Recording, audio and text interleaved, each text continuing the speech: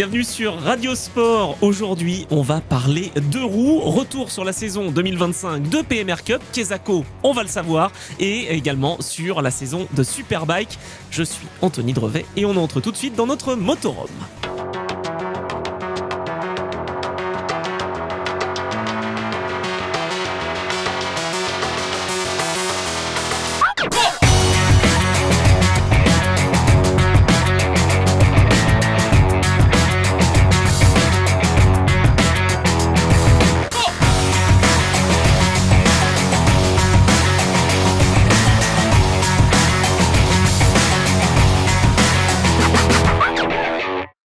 Motorhome, c'est votre émission dédiée au sport mécanique sur Radio Sport et vous le voyez, eh bien un décor un petit peu particulier par rapport à d'habitude. On est sur le salon des sports et parasports, 3e édition depuis la porte de Versailles et nous avons quand même nos invités. Évidemment, c'est ce qui nous caractérise sur Motorhome, justement sur Radio Sport.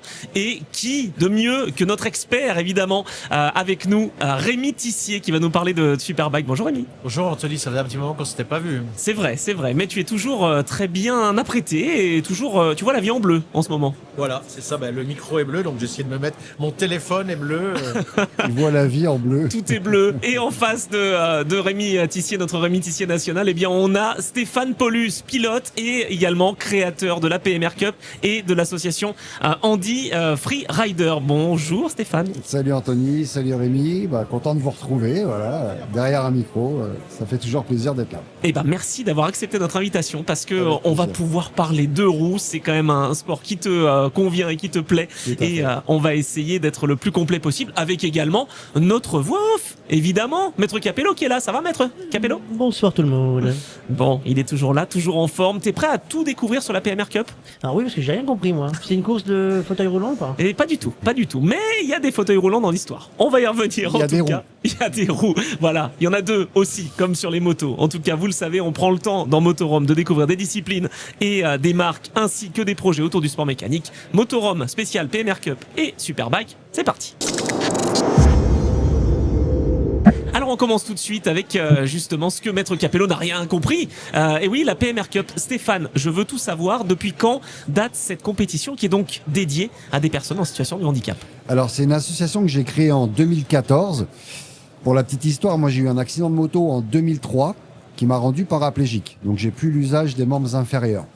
Et en 2010, je suis remonté sur une moto pour le plaisir, mais mon plaisir personnel. Au début sur la route, j'avais adapté une moto avec un système de béquille électrique pour me stabiliser la moto. Hop. Stéphane, tu es remonté beaucoup plus vite que ça sur une moto. Raconte-nous la vérité. Je parlais côté officiel. Ah, d'accord. Est-ce que tu peux nous dire, parce que ça c'est beau déjà comme histoire, ça montre ta passion de la moto, à quel moment après l'accident tu es remonté avec tes copains, je pense qu'ils t'ont aidé sur une moto? C'est ça, donc officieusement, je suis remonté sur une moto 3 mois après mon accident. Non. J'étais encore en centre de rééducation, j'étais dans le 77 à Coubert. Ouais. Et il y a Carré Sénard qui était réputé pour les runs, et mes potes m'emmenaient le mercredi après-midi là-bas faire des roues arrière, donc ils me portaient, ils me mettaient sur la moto, on restait en deuxième vu qu'il n'y avait pas tout ce système de passage de vitesse, ils me mettaient du scotch autour des pieds et c'est comme ça que j'ai repris mes premiers wheelings 3 mois après l'accident. Non mais cet homme est fou. Rémi, tu peux te rapprocher du micro, n'hésite pas, il ne te mordra pas, il n'y a pas de problème. C'est une histoire complètement folle ça. Quand on est passionné de moto, on y est jusqu'au bout.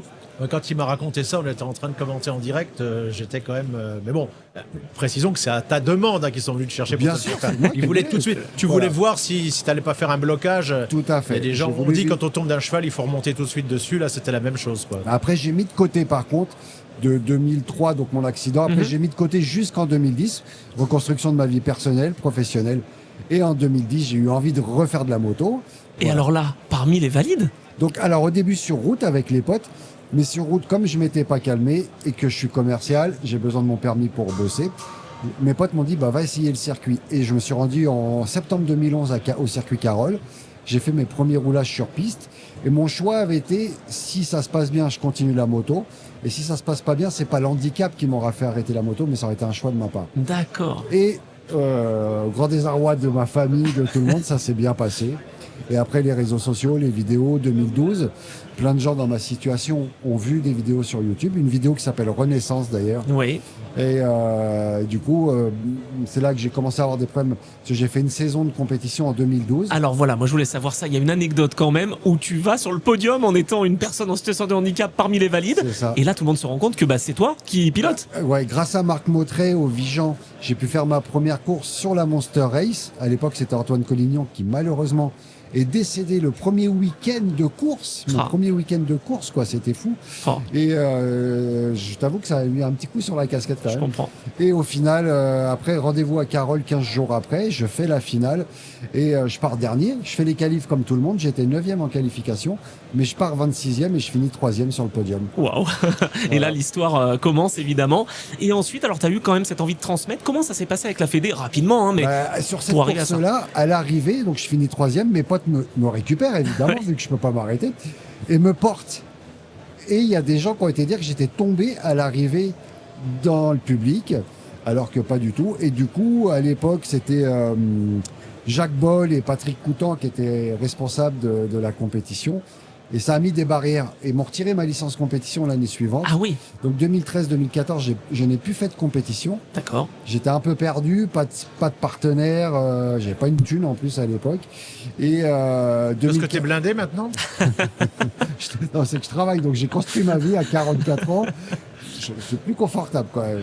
Et voilà. Et donc 2014, je rencontre Kevin Simonato qui est sur un lit d'hôpital, qui a vu mes vidéos, qui me dit je veux refaire de la moto et tout ça. Je dis la seule solution, c'est de créer une association. Et donc on a créé Andy Freerider, donc qui est dédié aux motards qui ont un accident de la vie et qui souhaitent refaire de la moto, mais uniquement sur circuit. Ok. Et donc 2015, je suis parti rouler en Europe, au Portugal. J'ai fait une endurance parmi les valides. J'ai commencé à être médiatisé avec le Hightside Ouais. de L'émission de Bader. Moto Journal qui a fait plein d'articles, Moto Revue, enfin toute la presse s'y est mise un petit peu. Et donc je suis parti rouler en Italie aussi. Et j'ai fait des courses où je faisais podium. Et donc là, ça a commencé à être médiatisé. Et en Italie, c'était une course entre handicapés. D'accord. Voilà. Ce qui n'existait pas en Ce France. qui n'existait pas en France. Et du coup, moi, je suis revenu en France et j'ai dit en 2015, fin 2015, si on peut pas rouler parmi les valides, créons un championnat handisport. Et là, on m'a donné l'aval, mais pas d'un championnat, mais d'épreuves. Au début, ils voulaient même pas appeler ça des courses, ils voulaient appeler ça des épreuves. Ah ouais. Alors, en 2016, et depuis 2012, moi, je faisais le show de stunt pour l'ouverture du MotoGP avec Claude Michy. Je sais pas ce qui m'a pris en 2016, j'appelle Claude Michy, mais on pourrait pas organiser une course sur le MotoGP. Et j'ai vu grand tout de suite. Et Claude Michy m'a ouvert les portes en 2017. Ouais. Et 2017, on a fait la première PMR Cup en prémisse du MotoGP. Ça, c'est un truc Et de ça a fou été quand un même. tremplin pour nous. Que j'ai commenté avec Christian Saron. Non, Voilà. attends, t'as commenté cette course? Ouais. Bah oui. Et alors, Qui était diffusé sur Eurosport Il a à été l'époque. diffusé sur Eurosport dans tous les pays. t'en as pensé quoi? Parce que après, je te parlerai C'était évidemment. très hein, bien. Stéphane. Les pilotes MotoGP sont venus vous voir. C'était une très très bonne idée. T'as eu, on voit bien que le caractère que t'as, parce que déjà 3 mois après remonter sur une moto pour aller faire du stud après l'accident, qui te met dans un fauteuil roulant, c'était déjà quelque chose. Mais voilà, on t'a pas facilité les choses. Après, c'est quand même sous Jacques Boll que tout ça est accepté après. Mais au début, voilà. Peut-être que je peux comprendre aussi. Bien quand- sûr, quand les t'es- craintes. Ah, mais- Parce que c'était un problème d'assurance en fait au tout En fait, début, non? je pense que. Alors, moi aussi, avec du recul, mais même au début, je me suis jamais froissé avec eux. J'étais un peu frustré, mais je suis jamais monté au créneau. Et je peux te dire que sur les réseaux, il y en a plein qui étaient prêts à faire des manifestations. Et j'ai pris mon mal en patience, que je pouvais aussi comprendre que les gens soient dubitatifs. T'as un mec qui arrive en fauteuil roulant qui dit je vais faire de la compétition. Je comprends, c'était pas dans les mœurs à l'époque. Et puis fallait faire ses preuves. Et ouais. Et ce qui était normal aussi, ils avaient peur de chuter avec un valide. Un valide pouvait porter plainte au civil et dire que c'était à cause de l'handicap. Ah. Voilà, tout ça, ça a mis quelques freins. Et c'est sûr que sous Parce Sébastien... qu'il faut savoir que les 3 des dirigeants de l'époque, hein, et c'est le cas de Jacques Boll, sont des juristes. Oui, Donc on a toujours l'idée, même moi avant quand j'étais à l'extérieur, et j'ai collaboré 6 ans avec eux, et c'est pas voilà, Voilà. parce que Jacques il aime la moto. Hein, Ben, et c'est un ancien pilote. mais quand tu es juriste, en plus ils avaient beaucoup ça montait puisque je faisais les conférences de presse de fin d'année. Ils avaient de plus en plus de problèmes, et pas avec les handicapés, avec les assurances. Les coûts assurances, devenaient- voilà. On voit bien aux États-Unis que la moindre chose, tu peux te retourner avec une assurance, c'est très compliqué. Donc c'était. Ça, hein. Mais est-ce que tu es vraiment le premier? Il y avait en Italie aussi qui avait des précurseurs. Est-ce qu'il y a eu d'autres pays ou c'est... Non, on a été vraiment. Alors, parce que le premier championnat qu'on a fait en Italie, on l'a créé ensemble. C'est ça, La d'accord. première course, on l'a faite ensemble. C'est ce que tu Mais- m'avais raconté au salon de Voilà, Lyon. la hein, je me première souviens. épreuve, on s'est associés. Et quand j'ai créé, parce que eux c'était italien, mais moi j'ai créé le championnat d'Europe. Ouais. Et pour pas créer ça tout seul, j'ai rappelé les Italiens en leur disant faisons ça ensemble. Et oui, Voilà. Et du coup, c'est pour ça qu'on avait fait l'Andy Bridgestone Cup. Voilà. d'accord. Donc, Et oui, il faut des soutiens aussi pour que tout à ça fait, fonctionne. ouais. Puis je trouvais que ça avait du sens, quoi. Moi, j'étais parti rouler chez eux, eux revenaient en France, voilà. Et c'est vrai que donc je suis jamais monté au créneau de la Fédé. C'est sûr que sous Sébastien Poirier, ça s'est quand même ouvert. J'ai eu des portes qui se sont ouvertes plus facilement. Parce que tu avais fait tes preuves aussi. Il y a eu mes preuves, l'endurance, j'ai eu beaucoup de barrières, le bol d'argent. J'ai été refusé 5 années parce que ça remonte à l'époque de François Etterlet, l'ancien directeur commercial de chez Suzuki France, qui un jour m'appelle en 2018 pour me dire Stéphane, est-ce qu'on ferait pas le bol d'argent l'année prochaine? Mais avec plaisir, vu que c'est lui qui prenait le départ. Ah oui. Mais non, j'ai eu des refus 4 années de suite. Waouh. Et voilà. Et quand Jean-Marc Delétang est arrivé, voilà, Patrick Coutan m'a toujours soutenu, mais était beaucoup plus réticent. Ils avaient plus peur. Bien sûr, Voilà. un peu Mais des c'est pas, craintes. c'est pas la même génération, c'est pas la même. C'est ouverture exactement d'esprit. ce que j'allais dire. C'est Jean-Marc est beaucoup plus jeune, donc voilà, il est plus ouvert. Ils ont un autre regard, mais voilà, mais de passer aussi, de faire patienter les choses, ça me donne peut-être. Si on avait fait ça trop vite, peut-être qu'on n'y serait plus Exactement. aujourd'hui. Donc j'en veux à personne. Et Alors, je les la remercie, preuve, tu mais nous le moi. disais, hein, c'est parce que tu as été trop vite que tu es en fauteuil roulant avec ce fameux virage. C'est ça. Et encore, Ah, pourquoi tu n'as pas laissé conduire comme à l'aller ta copine? Et ouais, et voilà, avec des mètres d'ici. Mais je regrette rien en fait de toute cette histoire, parce que j'aurais jamais vécu non plus tout ce que j'ai vécu ces 20 dernières années. Donc au final, c'est que des belles t'as histoires. même rencontré Valentino Rossi, tu nous as dit. Valentino Rossi, moi j'ai fait des wheelings avec Quartararo, avec Crutchlow sur la ligne droite du Mans. Enfin, j'ai vécu des histoires incroyables et j'en vis encore aujourd'hui des histoires sûr. incroyables. Il y en a encore plein à faire. Maître Capello, t'as tout compris, ça y est? Oui, maintenant, j'ai bien compris, je peux pas m'engager en tout cas. Ah, non, alors ça, on est d'accord que c'est que pour des On peut personnes en arranger situation de ça si handicap. tu veux. Non, hein. Tu veux me casser les pattes tout de suite, toi. Avec une péridurale, ça peut fonctionner. hein. D'accord. Non, mais c'est vrai que ça, et tous les handicaps sont justement autorisés Non, en alors PMR pas ou pas? tous les handicaps, parce que justement, il y en a qu'on en joué. On a été beaucoup Ah. médiatisé avec le MotoGP et effectivement, il te manque un doigt. T'as un handicap. Ah oui. J'ai des gens qui, sans scrupules, sont arrivés en disant je veux m'inscrire. C'est une course que je veux gagner, je veux être médiatisé, mais ils n'ont pas eu de scrupules à me le dire. Waouh. Donc j'ai été obligé quand même de restreindre, Ok.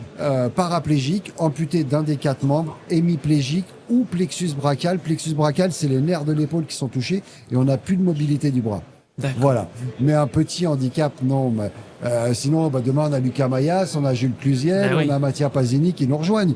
Vous voyez, ça n'aurait pas de sens. Ouais, c'est vrai. C'est vrai que ça Et- perdrait de son Voilà. empreinte. Et moi, malgré mon handicap, j'ai toujours rêvé, enfin, courir parmi les valides, c'est encore plus satisfaisant, je veux dire, quand tu as une déficience, d'aller te battre parmi les valides. Mais tu pourrais encore le faire, Je le fais. honnêtement. Moi, je fais les endurances, j'ai fait les 6 heures de spa avec Vincent Philippe, j'ai fait le bol d'argent il y a 2 ans.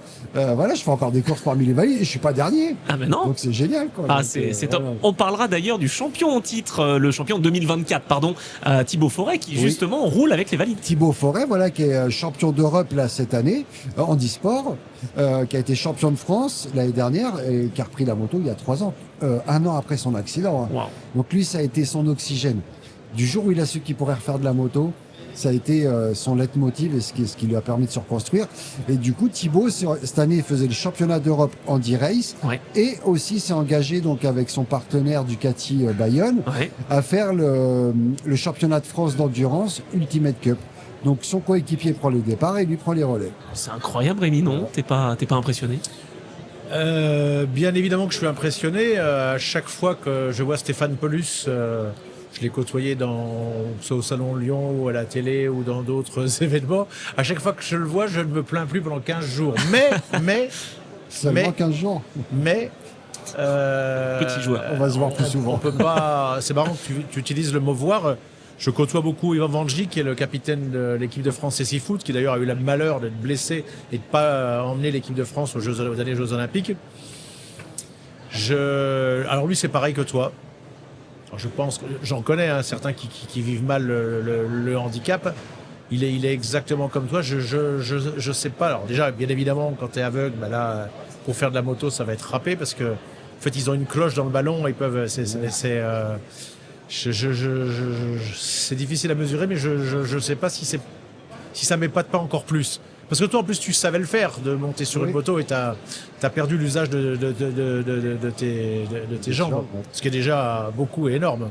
Ouais, mais Bah, attends, 21 ans, ouais, c'est clair. Et Il y a à perdre l'usage de ses jambes, mais tous les repères dans un fauteuil roulant, l'équilibre, enfin. Et puis, il y a tout ce qu'on voit pas dans le handicap. L'équilibre, tu l'avais quand on fait du stunt. Oui, mais ça, tu le retrouves dans. Mais je veux dire, dans le handicap, c'est pas seulement être assis et c'est pas seulement juste un fauteuil roulant. Qu'est-ce Mais que oui. tu as retrouvé? On va pas se leurrer. Tu as retrouvé du plaisir. mais moi, Monter sur une moto et faire du stunt, c'est du plaisir. Et d'ailleurs, t'en as donné aussi. Tu t'es Voilà, et c'est de partager. constaté que cet accident t'avait pas enlevé ce plaisir-là. Non, et puis en fait, je me suis surtout rendu compte qu'on peut tout faire. Et sûrement, je fais des choses aujourd'hui que j'aurais jamais fait si j'étais debout. Parce que tu es fort dans ta tête. Ouais, sûrement. Et puis c'est surtout que j'ai envie de croquer cette vie et que la vie est belle, quoi. J'ai pas envie d'en laisser une. Parce miette, que je quoi. vais te prendre un exemple. Je commentais avec Sébastien Charpentier pendant plusieurs saisons. Et on était ensemble quand il y a eu l'accident du frère Musquin. Oui, Et malheureusement, son handicap est beaucoup plus important que le tien. tétraplégique. Voilà, c'est le niveau au-dessus. Et je sais que c'est très très très compliqué pour lui. Enzo Dubernard est assez proche de lui. C'est pas le frère de Jordi Tixier? Non, c'est le frère de Ah oui, Marvin. ok, d'accord. Et c'est dur. Et à ce moment-là, Sébastien Charpentier, et ça m'étonne pas de lui, m'a dit, moi, il me sera arrivé ce qui lui arrivait à lui, je me flinguerais. Alors on ne sait jamais, c'est au pied du mur qu'on va savoir, comme Bien ça sûr. c'est facile de dire, mais moi ma réaction, je lui dis, mais moi je prendrais ça comme une expérience de vie. Je ne sais pas si je serais capable de faire, d'avoir autant le sourire que toi, mais, et surtout, je ne vais pas faire comme toi, Sébastien, je lui dis, mais moi je veux mais voir c'est les bras, grandir quoi. mes enfants, ma vie n'est Mais pas terminée, tu et je vais sais essayer de faire que- des choses sympas aussi. Un mois avant mon accident, j'étais sur le championnat de France de wheeling qui était à Orgères-en-Beauce à l'époque. Et j'apprends qu'un pote a eu un accident de moto et qu'il est paraplégique. Mes premiers mots, ça a été, si ça m'arrive, je me flingue. Donc tu as réagi comme Sébastien Ah, voilà. Un Charpentier. mois après, on se retrouve dans le même centre de rééducation. Ouais, et donc t'es là Et 20 tu ans après, 22 ans après, je suis toujours là. Et Bon, voilà. et tu donnes le sourire et des sensations à des pilotes. Et puis, connaissant, il est tellement têtu, le bélier Sébastien Charpentier, probablement qu'après coup, après avoir pleuré et avoir été pendant quelques semaines en grande difficulté, probablement qu'il aurait réagi comme ça. Mais en revanche, je ne suis pas persuadé qu'il aurait fait de la moto. Parce que ça, c'est... Mais j'en ai croisé aussi à Dijon au coup de Moto Légende, des oui, on était tous camarades ensemble. à toi qui étaient là, mais On qui était sont venus. tous. Il y avait un Dijonnais, il m'a épaté par tout ce qu'ils ont dit. C'est incroyable. Il y a Ouais. moyen d'aller chercher, de puiser en soi pour de l'énergie. Et justement, il y en a certains qui ont retrouvé le sourire grâce à toi, se sont lancés. On a parlé de Thibaut Forêt, mais Oui, bah, plein on de en parle de pilotes. plein d'autres. Ah, il y Bah, avait un pilote belge aussi qui... Christophe Bernard. Ah là, c'est incroyable. En fait, c'est des histoires de vie. Dans cet assaut, j'ai remis en une dizaine d'années une centaine de pilotes sur Wow. la moto. Mais c'est surtout les histoires de vie. Ils viennent te voir 6 mois après l'accident, parce qu'aujourd'hui, tu n'attends plus comme moi 10 Eh ans. oui. C'est 6 mois, 1 an après. Parce que la possibilité existe grâce à toi. Voilà. Et c'est donc faut retrouver du boulot, une condition physique, donc ça te remotive à aller au Une sport. fiancée. Une fiancée, puis tu rencontres des filles sur les paddocks, et puis tu retrouves un contact, même si tu bosses pas, mais du coup tu as un contact Ouais, bah social. Et dans les Parce que paddocks, moi, on m'a dit que tu avais eu presque plus de succès après ton accident les premières années avec la jante féminine qu'avant ton accident. j'ai vécu ma vie de jeune homme à 200%. Ah ouais, à partir de 2004, quoi. Avant, déjà, j'étais très branché copine. J'étais, voilà. Mais non, j'ai pas eu. Pourtant, je me suis dit, merde, je suis en fauteuil, c'est foutu, les filles. Qu'est-ce que je vais plaire à une fille plus après l'handicap? Eh ben non. Et en fait, c'est là que je me suis aperçu que c'est pas ce que tu aimes et ce que tu dégages. Exactement. Et d'ailleurs, eh bien, les pilotes qui sont passés par justement cette PMR Cup ont pu rebondir, c'est ce qu'on disait. On parle rapidement, avant de passer au Superbike, de ce classement 2025, parce qu'il y a 2 catégories, c'est ça? Catégorie 1000 et catégorie 600. Oui. Donc en 1000, cette année, c'est Nicolas Dandine qui remporte le championnat. Il a quasi tout remporté, là, hein, je Ouais, crois. il a fait le grand chelem. Ah ben voilà. L'épaule. Et bon, alors, il n'avait pas beaucoup de concurrence. Oui, d'accord. On va quand même Mais- citer Boris Balavoine. Boris Balavoine, mais à son niveau, voilà, on a les têtes d'affiche, Benoît Thiballe, qui a arrêté parce que trop de chutes.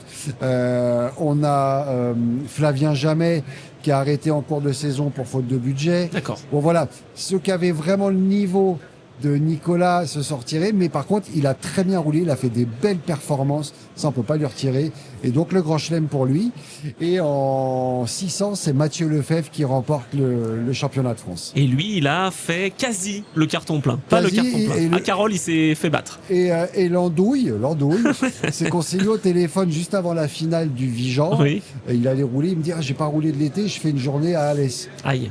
Il a fait une journée d'essai à Alès, il se prend je lui dis tranquille, fais-toi plaisir. Bah ouais, Il se prend un il est volume. tombé, il a pris un volume, il s'est fait un tibia péroné Mais c'est pas Attends, vrai. mais tu t'es pas reblessé récemment, toi aussi? au Vigan.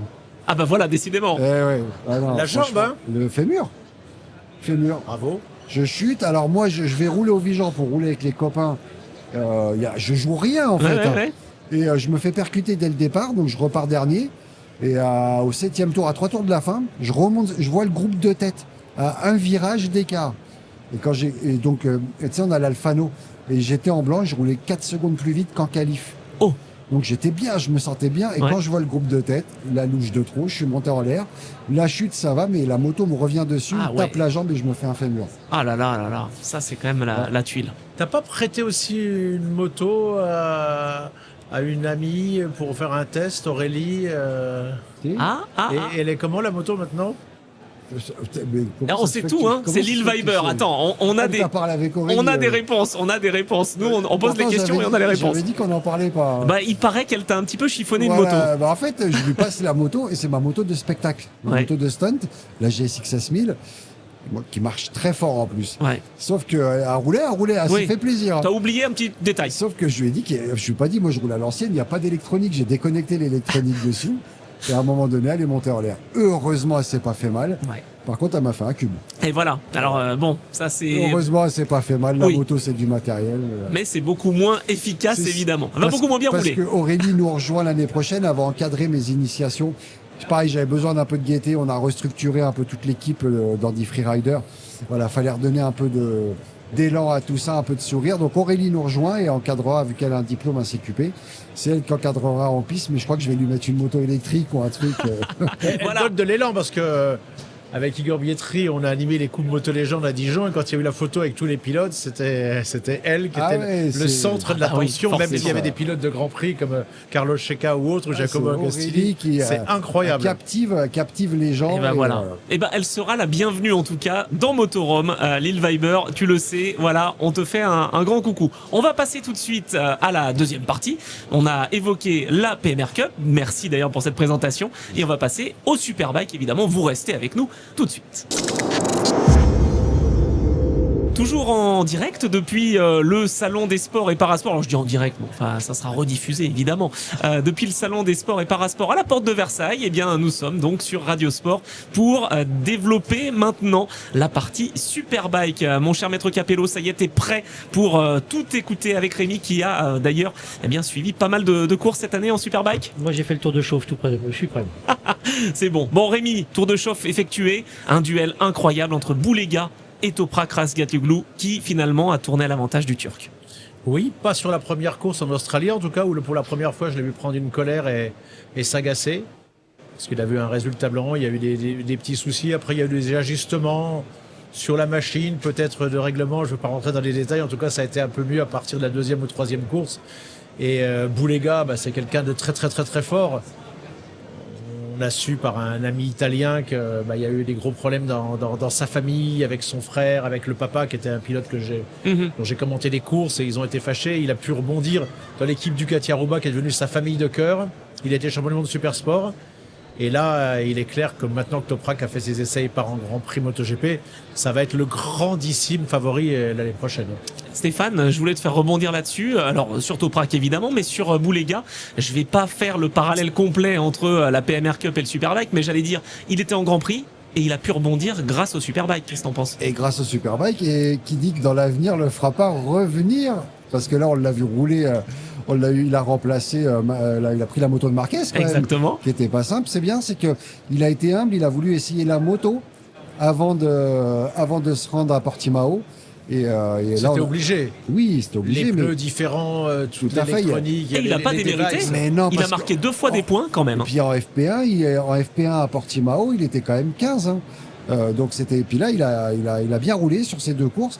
Et donc, il a fait une belle saison. Moi, ce qui me fait peur un petit peu, c'est que l'année prochaine, il va pas avoir beaucoup de concurrence. C'est vrai. Ah, mais il n'y a plus personne. Voilà. C'est la première Alors, fois attends, de l'histoire. six Parce que ça y pilotes est, partent, c'est ça, 6. Rémi Van der Mark, mine de rien, a gagné Ouais. Suzuka. C'était un super pilote. Et Toprak, donc les 2 de chez BMW, les 2 titulaires.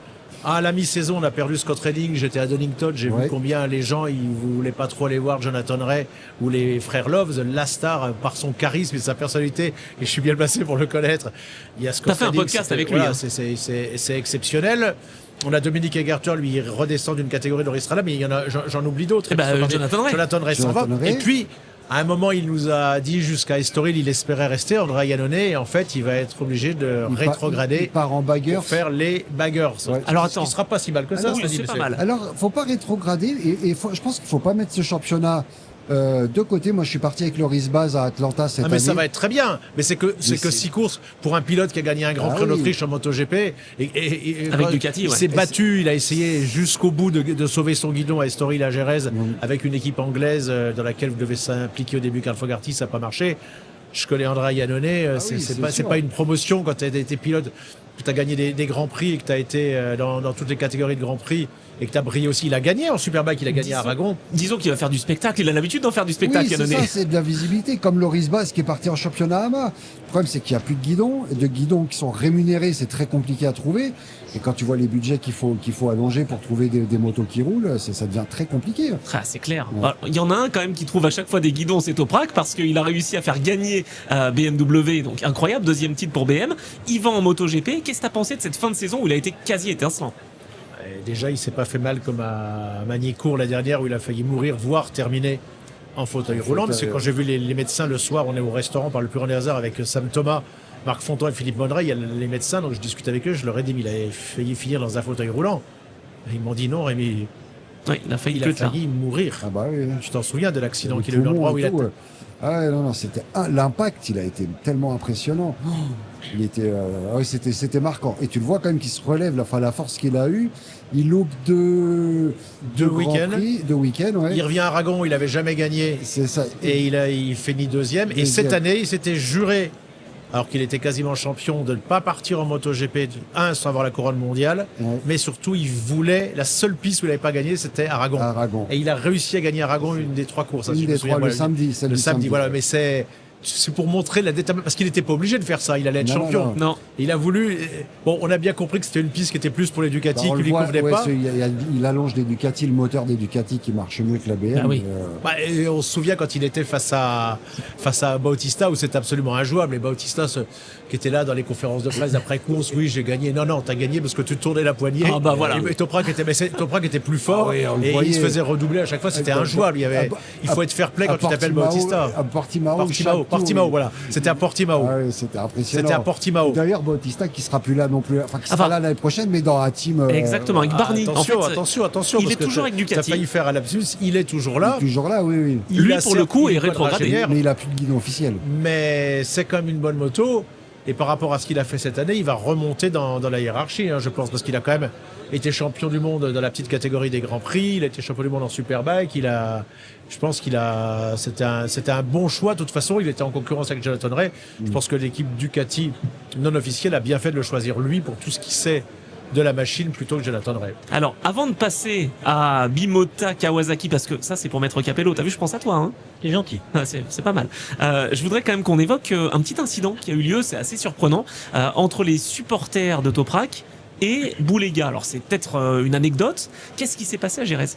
Alors à Jerez, j'avais été étonné de voir déjà autant de monde. Il y avait presque plus de monde dans le paddock avec des passes pour avoir le droit d'entrer hein, que dans les tribunes, parce qu'il n'y a pas grand monde hein, en fin de saison quand il n'y a pas d'Espagnols qui jouent le titre. Et lors de la course sprint, c'est pas volontaire, hein, c'est un fait de course. Boulega a fait tomber Toprak. Aïe, la réaction du public. Alors, dans son équipe... Est-ce qu'il a encouragé ça ou est-ce qu'il à les la a calmés? victoire, Boulega a pas célébré. Il n'y a qu'un seul mécano qui a célébré. Et le parc fermé, l'avantage du Superbike, c'est qu'on est au milieu de la foule. Oui. Et la foule, elle était à 50 ou 60% turcs et supporters de Toprak. Oui. Et d'Anjou et de Matin Sofoğlu, voilà. Et les réactions n'ont pas été très très très sympas ni fair-play. Ça rappelle un peu les tifosi pas sympas avec Marquez, parce qu'on faut pas, et plusieurs pilotes l'ont dit, il faut pas qu'on tombe dans ce qu'il y a dans le football, Oui. avec les hooligans. Et je peux comprendre sa réaction. Il y a un Italien de l'équipe qui allait parce qu'il y a des gens qui l'insultaient, le mec de la sécurité est arrivé. James Tosland a essayé de s'imposer, de s'interposer, pardon. Et il a simplement fait ça. Il n'a pas fait un doigt d'honneur ou quelque chose qu'il aurait pu faire de plus grave, ou un coup à la Bobby Fong. Vous avez vu ce que Bobby Fong avait fait là, ou après ça, c'était plus grave. Il a juste fait, voilà, parce qu'il le sifflait comme ça. Ah là là, ça a pris une dimension. Il y a eu des menaces sur sa compagne, sur sa famille, sur ses mécaniciens, sur l'équipe. Et heureusement, après la deuxième course, ils ont discuté sur la moto avec Toprak et ça s'est calmé. Mais c'était, franchement, moi qui adore le mondial Superbike, c'était pas beau à voir ce qui s'est passé. Alors, on n'a pas besoin de ça, Stéphane. Évidemment, Stéphane, j'allais te faire rebondir là-dessus parce que c'est un petit peu ce qui s'est passé en 2015. J'en ai marre de le rappeler, mais enfin bon, Marquez et Rossi. C'était sous tension parce que Boulega revenait à quelques points, donc c'était encore 10 points de perdus, 12 points. Ouais, 12 points, je crois. Sur la...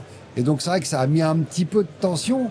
Mais on peut pas agir comme ça. Enfin, c'est pas des comportements qu'on doit voir dans n'importe quel sport. Ouais, c'est ça. Mais il y aura toujours, quand tu as des supporters, t'as toujours effectivement des ultras. Moi, j'étais dégoûté quand je vois Boulega faire tomber Toprak. C'est vrai qu'il a été un peu incisif. C'était un peu osé son dépassement quand même. Mais c'est du sport moto. T'as pas insulté un pilote. La seule chose qu'il faut rendre à Toprak, c'est que je ne l'ai jamais vu faire tomber quelqu'un en course. Certains se plaignaient à un moment. Je me souviens de Michael Bartolini qui avait dit, ou d'autres concurrents, parce que Michael Bartolini s'occupait de Scott. Jonathan Ray aussi, c'est faux. Jamais, vous pouvez pas trouver déjà il ne tombe jamais. Il est tombé, la fois il est tombé, c'est Manico, mais sinon par lui-même il tombe jamais. Ouais. La fois où il tombe un jour, je me souviens, on commentait avec Dario, en fait il y a un problème de pneus, sinon il y a un problème avec le Pirelli. Jamais, pour l'instant, parce qu'il survolait, parce qu'il est surdoué, talentueux au possible, jamais il n'a fait tomber un concurrent en course. Oui. Un coéquipier l'a fait tomber et il a terminé chez le psy, c'est Gareth Gerloff. Ouais.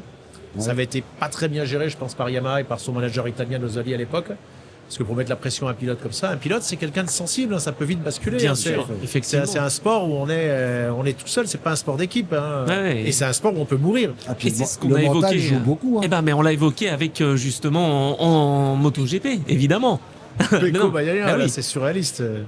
Et c'est un peu ça. Et même on le voit. Moi j'ai trouvé, je sais pas si vous êtes d'accord avec moi, mais les 4 dernières courses du MotoGP, j'ai senti les pilotes fatigués. Oui.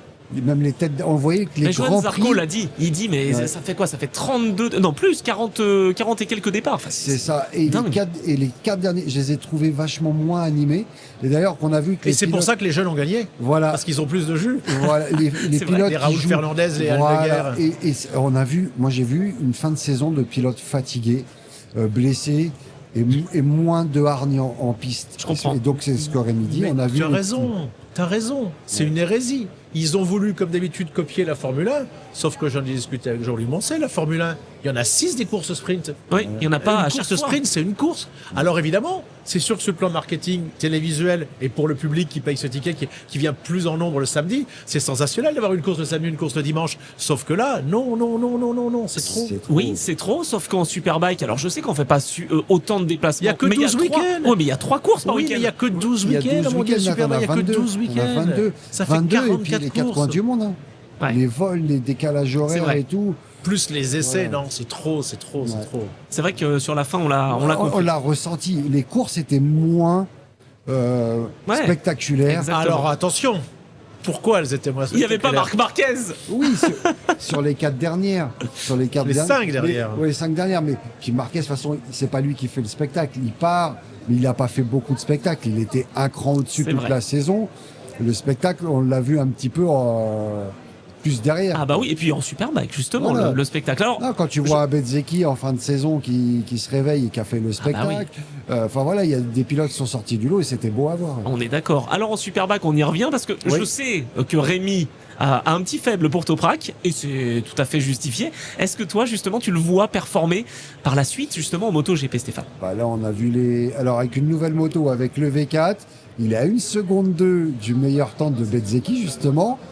Pour moi, le temps d'adaptation qui s'adapte à la moto, qui s'adapte aux pneus Michelin l'année prochaine, pour moi, c'est quelqu'un qui, milieu de saison, qui va jouer top 5. Waouh. Tu vois, on le disait justement, Rémi, c'est un vrai talent en fait. Et Kawasaki ne l'avait pas repéré à l'époque quand ils l'ont pas fait rouler en endurance. Ils l'avaient repéré, ils ont fait une faute de management en le faisant pas rouler au 8 heures de Suzuka, ils ont été punis, voilà, comme Kenan a beaucoup de caractère, il l'a fait dégager, tant pis pour Kawasaki. L'année prochaine, effectivement, j'espère top 5. La seule chose qu'il y a, c'est qu'il ne va pas falloir qu'il se fasse mal. Oui. Parce que là, ça va être, c'est un ton au-dessus à la MotoGP. Il a le talent pour. Il y a la moitié des circuits qu'il ne connaît pas. S'il prend son temps calmement, parce que là, il est habitué à gagner tout le temps. Il ne faut pas qu'il réagisse, il ne faut pas qu'on ait le Toprak de Philippe Island de cette année quand ça n'allait pas très bien face à Boulega. Et s'il prend son temps et qu'il se fait pas mal, je pense que la deuxième année, il peut envisager les podiums, ce qui serait déjà énorme pour un pilote venant du Mondial Superbike et être peut-être le pilote venant du Mondial Superbike qui gagnerait le plus de courses et effacer les tablettes, les Troy Bellis, les Ben Spies. Pour moi, je pense qu'on n'a jamais eu un pilote aussi doué par tout ce qu'il sait faire. Et en plus, il est charismatique, il est drôle, il est apprécié, il a amené là, tous ses mécaniciens, toute l'équipe, des petites choses sensationnelles à manger. Il est malin, il est gentil, faut voir comment il connaîtra les pneumatiques Pirelli en 2027. Je vais prendre un exemple. Il est l'anti-Mick Doohan. Mick Doohan, un jour, je suis interviewé à Monaco, puis à un moment, il me disait, mais moi, quand je suis dans le paddock, je suis pas là pour dire bonjour. Hein. Il dit bonjour à personne. Il était comme ça. Ah, c'est comme Acosta alors. Et Toprak, lui, le jour où il jouait le titre et la veille, on était avec l'Hospitality Subaru et puis le garage surtout où travaille Sylvia, qui était la compagne de Fabrizio Pirovano avec ses filles. On était juste en face de Toprak. Mais le temps qu'il a passé, il a signé, et que ce soit la femme de ménage du circuit de Rérez, n'importe quelle personne de la nationalité, un mécanicien, tout le monde. Du coup, j'ai photographié Cédric Ozepa pour l'ancien de chez Alstar, etc. Il a joué le jeu avec tout le monde. Et ça, pour un pilote de ce talent-là, j'ai trouvé ça assez exceptionnel. De perdre son temps et la concentration que tu perds. Parce que les pilotes, c'est ce que m'avait expliqué Mick, il a raison. C'est tout le temps que tu accordes. Moi, je sais que, par exemple, je l'ai expliqué, on en a parlé avec Yves de Maria, jamais je n'allais parler à aucun pilote français pour le Grand Prix de France au Mans. Je ne faisais pas d'interview avec eux. J'allais même pas leur demander des informations sur leurs essais, etc. Parce que je sais très bien ce que c'est. Parce que pour moi, déjà, c'était une fois que le Grand Prix de France était passé, en simplement le commentateur de télé, je considérais que ma saison était terminée et réussie. Ouais. J'ai discuté avec le commentateur anglais, les trucs, ils m'ont tous dit la même chose. Alors j'imagine, moi je suis simplement à commenter ce Grand Prix de France où tout le monde veut le voir. Donc, le pilote, tu joues ta vie, quoi. Donc laissons-les tranquilles. Maître Capello, t'en signes, toi, des autographes ou pas? Moi, je me cache pour pas être heureux. Sinon, t'imagines même pas, on pourrait pas faire ça. Oui. Mais je sais, je me doute. Tout le monde t'arrête dans le salon. Il a un physique de radio, hein. Voilà, ça y est, allez, on attendait le tir, c'est maintenant. Maître Capello reste là. C'est Capello tracté. Ah bah oui, c'est vrai. Stéphane, je voulais évoquer rapidement, parce qu'on a parlé de Christophe Bernard tout à l'heure, qui était soutenu par Marc VDS en PMR Cup. On va parler de l'équipe Marc VDS avec Ducati. Bon, cette année, en parlant de blessures, c'était pas foufou pour Lowe's. Hein. Ouais, et c'est dommage parce ils ont fait des belles courses, notamment à Manicourt, avec son frère d'ailleurs, avec il y avait Alex et, tout à fait. Et Sam. Et la Bimota Kawasaki. Bien sûr. Mais ouais, ça a été en demi-teinte leur saison, ça a été compliqué. Ah, c'était pas si mal que ça. Moi, ce qui m'a étonné, il n'y a que 12 courses en Mondial Superbike, 12 week-ends, ce qui est très très peu. Et on a eu 3 pilotes majeurs qui sont arrivés blessés à Estoril, alors qu'on enchaînait Estoril et Jerez en 10 jours. Il y avait Danilo Petrucci, il y avait Sam Loves, et le troisième, je ne sais pas, ça va me revenir, mais 3 pilotes majeurs, quoi. Et tu te dis, mais là, ils se sont blessés à l'entraînement dans les jours d'avant. Je comprends que c'est important, mais c'est pas aussi important que d'autres sports. Par exemple, je discutais avec Yves de Maria, il nous le disait, en motocross, tu es obligé dans une semaine de t'entraîner au moins 4 jours physiquement. Ouais, au moins, j'ai trouvé que c'était malheureux de se priver. C'était la seule fois de la saison où on enchaînait comme ça. Et d'avoir 3 pilotes top qui étaient comme ça out. Tant mieux pour les outsiders qui ont pu en profiter derrière. Mais Ouais. parce que c'était pas si mal que ça, hein, ce qu'il a fait, Ouais, Sam Non, Lowe. c'est bien. Il a raté la fin de saison, quoi. Mais voilà, c'est ça. C'était Donc tu compliqué, pars sur hein. une mauvaise note. Il est reconduit pour l'an prochain en tout Bien cas. sûr. Et on pense que dans 2 ans, il pourrait y avoir un Ron Canet, peut-être, qui soit justement avec Alors en Marc tout cas, Véliès. il a C'est été pas sûr. recruté par Marc Véliès et merci à Marc Van der Straten parce que là, en ce moment, avec les WOC, on peut plus rien faire, plus rien dire. Et là, Ça y est, on va il biper. n'était pas pris. Mais non, il n'était pas pris. Parce qu'il avait des tatouages. Là, à un moment, il faut. Moi, c'est vrai que quand je l'ai vu, j'ai été surpris. Il était torse nu en Malaisie parce qu'il fait une chaleur. Je me suis dit, mais là, c'est quoi? Mais j'ai pas été choqué. Je pense pas que d'avoir tous ces tatouages le fait aller plus vite ou moins vite. Et Ah bah non. ça peut gêner peut-être quelques sponsors Sainte-Nitouche. Et Voilà. encore, et encore. Mais bon, Oui. c'est un pilote spectaculaire, en tout cas. C'est ça. Ouais. Donc il sera certainement en Superbike dans quelques temps. Oui, Rémi. Je sais pas si tu veux l'aborder parce que tu en as parlé un moment. À Manicourt, on a quand même eu le même podium les 3 fois, mais surtout la Bimota 3 fois sur le podium avec Oui. le frère, Ouais. avec Alex Love. Ah, il a- Incroyable. Il a fait des belles courses là, c'était. C'est assez C'était rare beau, pour Eh ben, être souligné. Hein. Tiens, voilà, puisque 6 pilotes top s'en vont. Pourquoi pas l'année prochaine la première victoire de la Bimota? Moi, je pense que c'est vraiment C'est tout possible. à fait envisageable. C'est possible. Hein. Non, mais on a vu, pas sur la Kawa, on l'a Enfin, vu en pour, 2020. pour les miettes que va laisser Boulega s'il se blesse pas. Ah, d'accord. Oui, Enfin c'est bon. ça. Mais quand on a vu la Kawa qui jouait plus devant, et là la Bimota Kawasaki, comment elle est revenue, comment elle peut fonctionner, c'était beau à voir. Ah ben ça c'est clair. Alors il y en a un qui a bien connu Kawasaki et les Verts, ça va te faire plaisir Maître Capello, hein, évidemment. C'est Jonathan Ray. Jonathan Ray, eh ben il s'en va. Oui, ce qui a été le plus beau dans sa saison, parce qu'il a été raté, il s'est fait mal dès le début de saison. Puis il l'a mal fini aussi. Ouais. Oui, Bah, il prend sa retraite du coup. Hein. Mais, Oui, oui, mais son dernier week-end de course, il se fracture la main. mais il a eu un cadeau. Quand tu pars à la retraite et que tu pars dans ces conditions-là, j'y suis allé. Je suis pas très très fan des conférences de presse. Généralement, ça n'apporte pas grand-chose. J'expliquais, j'étais à toi, hein, je crois, Anthony, dans ma carrière. Certains de mes confrères de presse écrite disaient à Monneray, Tissier, il va pas aux conférences de presse. Une conférence de presse, elle est établie. Tout est préparé à l'avance. Il y en a eu 2 intéressantes en 27 ans, des pré-conférences de presse. Moi je sais, Celle je du sais, Mans, j'ai déjà entendu. où Randy Le Puniel Savant, parce qu'il venait de lui dire, parce qu'il était en conférence de presse, Casey Stoner et la Dorna étaient furieuses. Ils lui ont dit. Il a pas dit à la Dorna, il a dit devant les journalistes, devant nous, il a dit j'arrête ma carrière en fin de saison. Et ça, ils aiment pas ça. La Dorna veut tout gérer. Et la deuxième chose, c'était la conférence de presse cultissime de 2015 où Valentino Rossi, qui a toujours tenu la presse par son charisme, qui était très malin pour communiquer, a disjoncté, perdu les pédales et attaqué. J'étais à 5 mètres, je me suis dit, mais qu'est-ce qu'il fait par la fatigue? A attaqué Marquez. injustement Marquez en lui disant qu'il aidait Jorge Lorenzo, ce qui était faux. Et après, il en a découlé. Voilà. C'est les 2 seuls qui étaient intéressantes. Et donc Jonathan Ray, eh bien il prend sa retraite, mais il va être chez Honda. Chez il Honda. retourne chez Honda. Voilà, mais il n'a pas voulu le Pilote dire, mais il a eu donc une conférence de presse sensationnelle. Et j'ai trouvé que la façon dont les gens lui ont rendu hommage, les adversaires, il a tellement chefs gagné, il le mécaniciens, peut, hein. les mécanos. Ouais, mais c'est pas toujours comme ça. Il y avait vraiment. J'ai trouvé un énorme respect.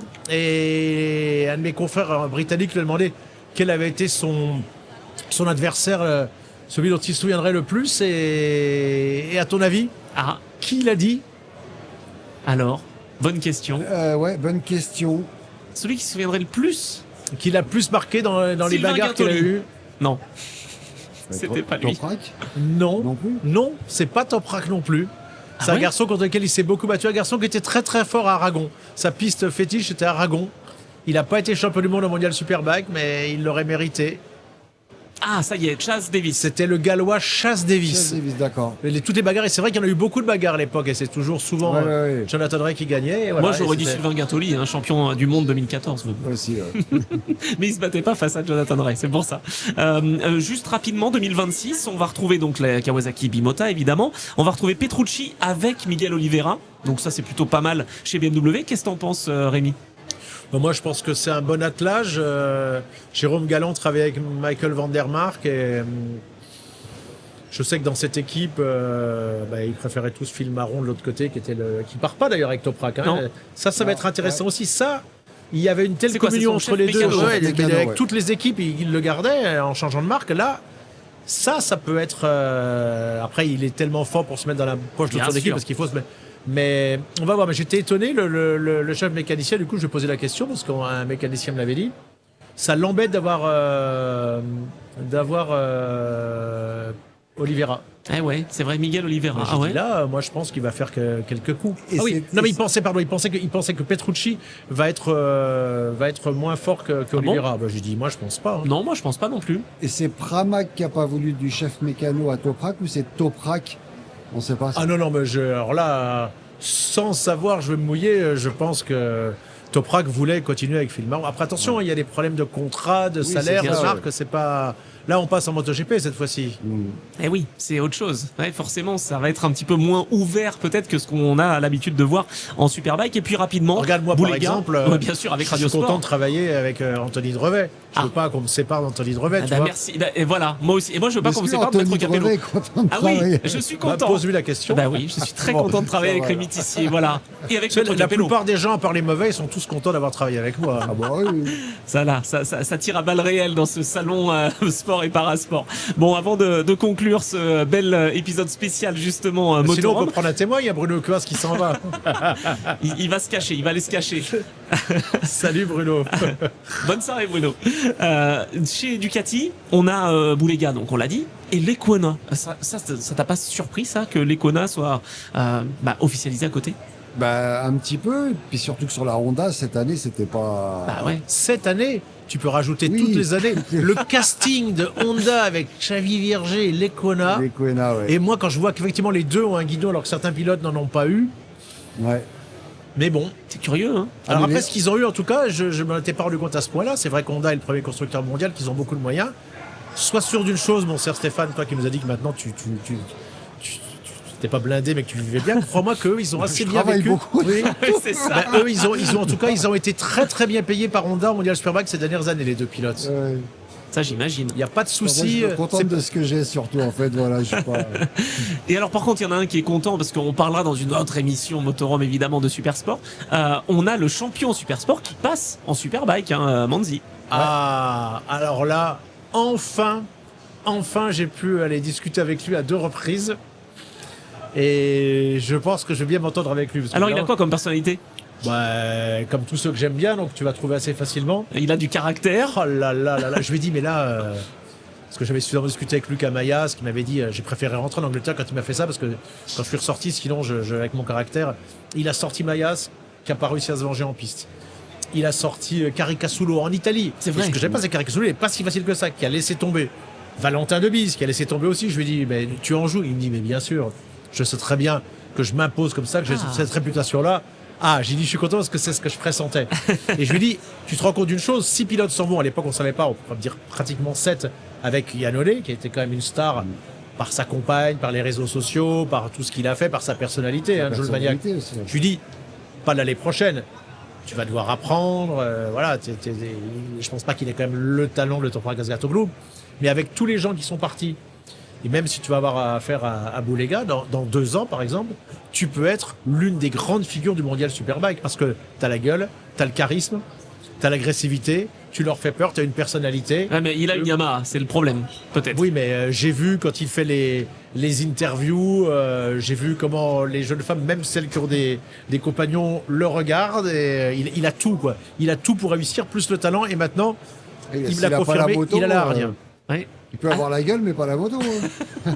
À suivre en Et tout la cas. Yamaha, voilà. C'est Et pas à voir. forcément À très suivre. facile. Parce Bah, que ça nous fera ouais. du bien quand même. Parce que il y a un moment, quand même, ce qui manquait un petit peu à Jonathan Ray, malgré ses 119 victoires et son formidable palmarès, c'est le charisme de Toprak Azgatoglu.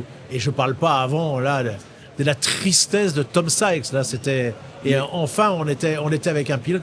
J'ai peur que le paddock soit très déshabillé l'année prochaine sans Toprak Azgatoglu. C'est sûr. Mais Toprak, c'est quand même un ovni, c'est qu'il est bon dans tout ce qu'il fait. Oui. Dans toutes les disciplines. Il fait aussi du stunt un peu, non? Il vient du stunt. Son père était une légende du stunt. Ouais, et moi j'ai vu des vidéos de Toprak à 12 ans en train de faire des wheelings avec un KX dans la rue.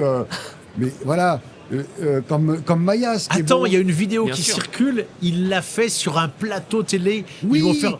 Alors un genre là- d'incroyable talent. Non, mais Il y a là, une- avec une la émission- moto, tu te dis, mais tu peux sortir, tu te feras. Bah, avec elle était- une triale, ouais. C'est minuscule, Ah c'est ouais, minuscule ça. sur Un le peu plateau. comme Incroyable Talent, Ah oui, une émission d'accord. turque, il s'était présenté avec sa triale, il avait 14 ans, et il tourne en rond, en wheeling, avec une triale. Sans se planter, il fait C'est aucune ça. erreur parce que tu peux Ouais. shooter la Et surtout la sur un présentatrice ou les Surtout sur un caméras. plateau où ça glisse. T'imagines Oh là là. Maître Capello, si on lui fait tomber quoi que ce soit, ben Ah là, non, non, c'était non. pas le cas. Et hein. tu ne Non, non, bouges mais- pas les tables, Rémi. Attention, Maître Capello a mis du C'est cas. un mec qui a une maîtrise de la moto.